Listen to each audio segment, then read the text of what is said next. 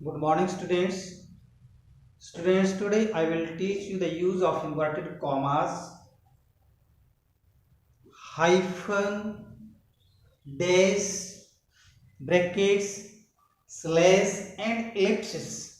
आज मैं आपको बता रहा हूँ कि स्लैश का, ब्रैकेट्स का, एलिप्सिस का, inverted commas, dash and hyphen का कैसे यूज करते हैं इंग्लिश पंक्चुएशन चैप्टर में। तो पंक्चुएशन चैप्टर एक बहुत ही महत्वपूर्ण चैप्टर है और ग्रामर का ये समझो कि एक बहुत ही इम्पोर्टेंट टॉपिक है। उसमें ellipsis, inverted commas, dots, slash, hyphen, dash और ब्रैकेट्स का कहाँ कहाँ पर प्रयोग किया जाता है, आज हम इनका अध्ययन करते हैं। देखिए, वेरी सिंपल टॉपिक है ये और बड़ी आपको वीडियो देखते ही समझ में आ जाएगा। देखते हैं, चैप्टर को करते हैं शुरू। Inverted commas are used to show the statements of somebody. Inverted commas are used to show the statement of somebody. देखिए, इन्वर्टेड कॉमा इस प्रकार के दो कॉमा होती है, सिंगल इन्वर्टेड कॉमा भी होता है और डबल इन्वर्टेड कॉमा भी होता है। तो इस प्रकार से हम ये जो सिंबल है इनको हम इन्वर्टेड कॉमा कहते हैं। ये इन्वर्टेड कॉमा कहाँ कहाँ पर प्रयोग किए जाते हैं? Inverted commas are used to show the statements of somebody. किसी भी व्यक्ति की स्टेटमेंट को दर्शाने के लिए इन्वर्टेड कॉमा का प्रयोग किया जाता है। अब देखिए, एग्जाम्पल के तौर पे ये मैंने ये स्टेटमेंट लिखी है, he says earth is round. एक शॉर्ट स्टेटमेंट है, चाहे बड़ी स्टेटमेंट भी क्यों ना हो, उसको भी हम किसी व्यक्ति के द्वारा, किसी पॉलिटिशियन के द्वारा, किसी समाज सुधारक के द्वारा दिखाई गई जो स्टेटमेंट है, बताई गई, उसको फोकस करने के लिए, उसको दिखाने के लिए हम उसका इन्वर्टेड कॉमा में प्रयोग करते हैं। जैसे मैं यहाँ पर लिखता हूँ द टीचर, दूसरी स्टेटमेंट देखता हूँ, the teacher says comma inverted comma. इस प्रकार से शुरू करते हैं, कॉमा इन्वर्टेड कॉमा। यहां पर honesty is the best policy. Honesty is the best POLICY policy. और इसको फिर हम इन्वर्टेड कॉमा में बंद करते हैं, फुल स्टॉप लगाते हैं। तो इस प्रकार किसी भी स्टेटमेंट को दिखाने के लिए, बताने के लिए जो भी पंक्चुएशन में सिंबल यूज होता है वो इन्वर्टेड कॉमा का प्रयोग होता है और उसको हम इस प्रकार से दर्शाते हैं। नेक्स्ट टॉपिक देखिए, नेक्स्ट पार्ट देखिए, point hyphen, HYPEN hyphen. Hyphen एक छोटा सा, देखिए, एक निशान सा होता है इस प्रकार का, सीधा से एक लाइन सी होती है, बिल्कुल छोटी सी लाइन सी होती है। Hyphen is used to join two words और to show that a word has been divided between the end of the line and beginning. जो हाइफन है उसका प्रयोग कहां पर करते हैं?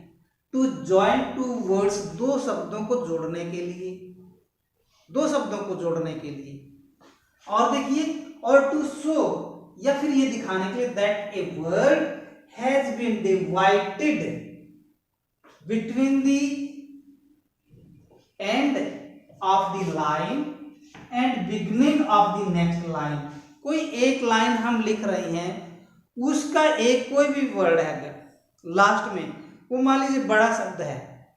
जब बड़ा शब्द है तो वो उस लाइन से आगे जाता है, तो उसमें हम आधा शब्द लिखकर हाइफन लगाकर नेक्स्ट आधा शब्द हम, नेक्स्ट वर्ड हम अगले लाइन में लिखते हैं उसी एक वर्ड का। देखिए कैसे, दोबारा रिपीट करता हूं। जैसे ये दिया गया पार्ट टाइम, एक तो ये तरीका part time, backup, well known, इस प्रकार के कुछ ऐसे शब्द हैं जो हम कंपाउंड्स वर्ड बोलते हैं, इनको हम हाइफन लगाकर दर्शाते हैं। एक और इसमें दिखाया गया है writing in compound number between 21 to 99 in words, जैसे 77 या 49, इस प्रकार के शब्दों को भी हम हाइफन लगाकर दिखाते हैं, जो क्योंकि ये कंपाउंड वर्ड्स होते हैं। इससे पहले जो वर्ड का एंड, जो लाइन का एंड, एक लाइन का एंडिंग पार्ट होता है, उस लाइन में जो वर्ड, कोई भी वर्ड है वो बड़ा वर्ड है तो उसको हम पार्ट में हाइफन लगाकर आधा वर्ड एंडिंग लाइन में एंड नेक्स्ट आधा वर्ड नेक्स्ट लाइन में लिखते हैं, उसको हम हाइफन के द्वारा दर्शाते हैं। दोबारा रिपीट करता हूँ, hyphen is used to join two words, दो शब्दों को मिलाने के लिए भी हाइफन प्रयोग किया जाता है। जैसे ये टू वर्ड्स हैं, दो शब्द हैं, इनको दर्शाने के लिए कि ये दो ही शब्द हैं, अलग अलग लिखे हैं।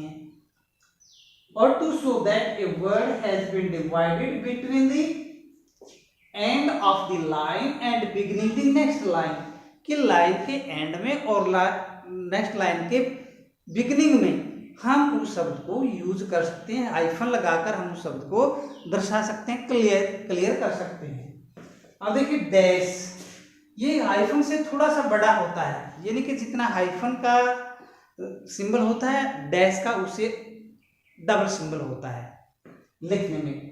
Dash is used to separate the parts of a sentence, parts of a sentence यानी कि सेंटेंस के पार्ट्स को शो करने के लिए, सेपरेट करने के लिए डैश का प्रयोग किया जाता है।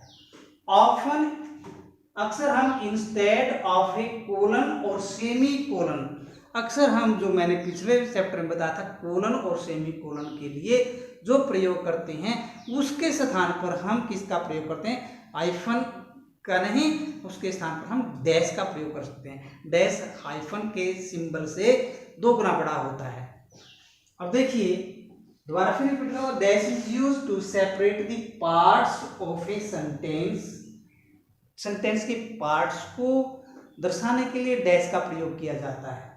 यहाँ पर वर्ड के पार्ट्स को दिखाने के लिए hyphen used for word parts and dash is used to separate the parts of a sentence, sentence के पार्ट्स को दिखाने के लिए प्रयोग करते हैं। तो इसमें मेन जो डिफरेंस है, hyphen is used to show the parts of a word and dash is used to show the parts of a sentence. Often instead of a colon और सेमी कॉलन, ये अक्सर हम से कॉलन और semi colon के स्थान पर भी प्रयोग कर सकते हैं। अब देखिए, it is also used to indicate what follows is a summary or conclusion of what has gone before, कि समरी क्या है, उसका कंक्लूजन क्या है, उससे पहले क्या हुआ, उसको दर्शाने के लिए हम डैश का प्रयोग कर सकते हैं। जैसे इसमें मैंने लिखा है मैन वर शाउटिंग, देखिए man were shouting, women were screaming, Children were crying, और इस जो सिंबल दिया है, इस सिंबल को दिखाने के लिए इट वाज क्योस, तो इस सारे शब्द को एक दर्शाने के लिए कि ये क्या चीज है, आदमी शाउटिंग चिल्ला रहे हैं, वीमेन वर स्क्रीमिंग, औरतें भी चिल्ला रही हैं, एंड चिल्ड्रन वर क्राइंग, बच्चे रो रहे हैं। क्या है ये, इट वॉज ए क्योस, तो ये एक अव्यवस्था है, डिसऑर्डर है। इस प्रकार की जो व्यवस्था उसको इंगित करने के लिए, उसको इंडिकेट करने के लिए हम इसका प्रयोग करते हैं, डैश का प्रयोग करते हैं। अब देखिए यहाँ पर आता है डॉट या एलिप्सिस का प्रयोग कहाँ कहाँ किया जाता है। डॉट्स और एलिप्सिस, डॉट्स और एलिप्सिस भी एक बहुत ही महत्वपूर्ण पार्ट है। देखिए पंक्चुएशन का, dots and ellipses are used to indicate that word had been omitted, word had been omitted, especially from a quotation, कि किसी व्यक्ति के द्वारा जो कोटेशन मैंने बताया था, यहाँ जो इन्वर्टेड कॉमा में लिखी जाती है, उस कोटेशन की ही बात है यहाँ भी, कि उसमें से कुछ वर्ड्स हैव बीन ओमिटेड, छोड़ दिए जाते हैं, और जिनका मतलब यह है कि इन डॉट से आगे भी कुछ है। देखिए दोबारा से पढ़ते हैं। Dots and ellipsis are used to indicate that words have been omitted. इस बात को इंडिकेट करते हैं कि words have been omitted, words छोड़ दिए गए हैं, शब्दों को छोड़ दिया गया है आगे। स्पेशली फ्रॉम, यानी स्पेशली फ्रॉम ए कोटेशन, कि एक कोटेशन से वो शब्द को हटा दिया गया है, शब्द को छोड़ दिया गया है। और at the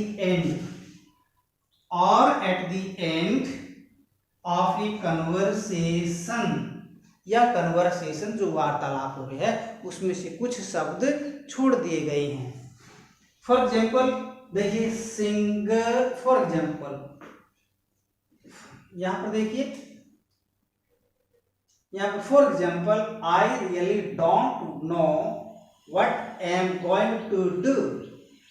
I really don't know what am going to do। मुझे खुद ही नहीं पता मैं क्या करने जा रहा हूं।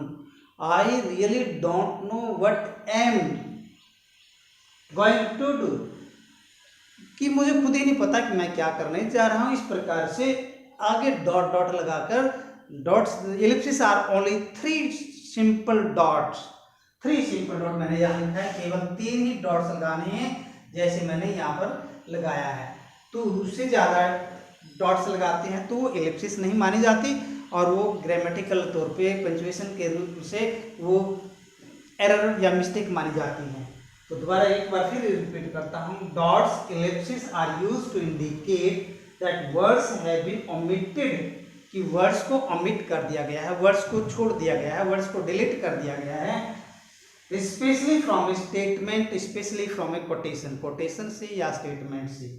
और at the end of A conversation, या कन्वर्सेशन के आखिरी पार्ट में, कन्वर्सेशन के आखिरी लाइन में हम डॉट्स या इलिप्सिस प्रयोग करते हैं।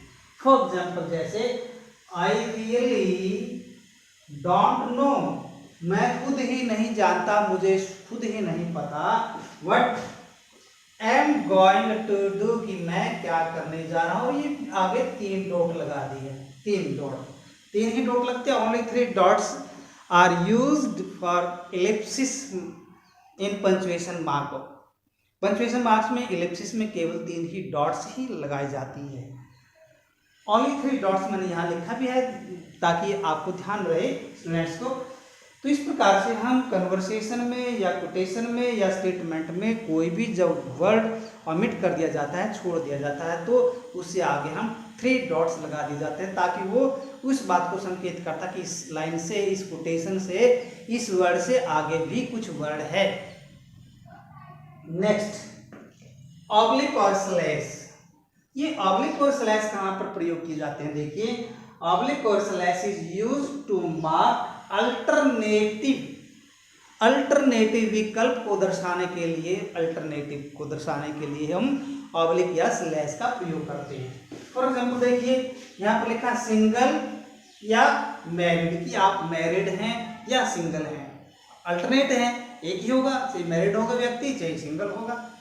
नेक्स्ट देखिए लंच और डिनर, कि आपको लंच कर, किसी ने कोई पार्टी देनी है, मान लीजिए आप लंच करेंगे या डिनर करेंगे, उसमें से ऑप्शन होते हैं, इसलिए अल्टरनेटिव शब्दों के लिए हम स्लैश का या ऑब्लिक का प्रयोग करते हैं, जिसको हम इस प्रकार से, इस प्रकार के संकेत से, इस प्रकार का जो सिंबल होता है, ऐसा सिंबल, उसको हम ऑब्लिक बोलते हैं।